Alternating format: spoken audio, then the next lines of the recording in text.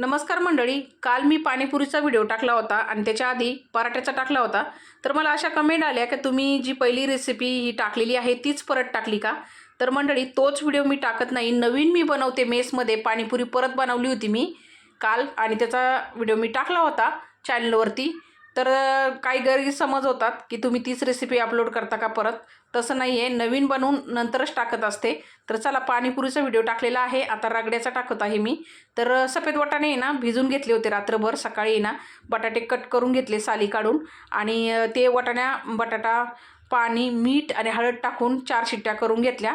वाटाणा आणि बटाटा शिजल्यानंतर मॅश करून घेतलं. गरम पाणी टाकलं, काश्मीरी मिरची पावडर, जिरा पावडर, चाट मसाला आणि काळं मीठ टाकलेलं आहे. मिक्स करून एका टोपामध्ये काढून उकळी काढून घेतली आणि इथं आपला रगडा तयार झालेला आहे. पाणीपुरीचा व्हिडिओ मी कालच टाकलेला आहे, नक्की जाऊन बघा.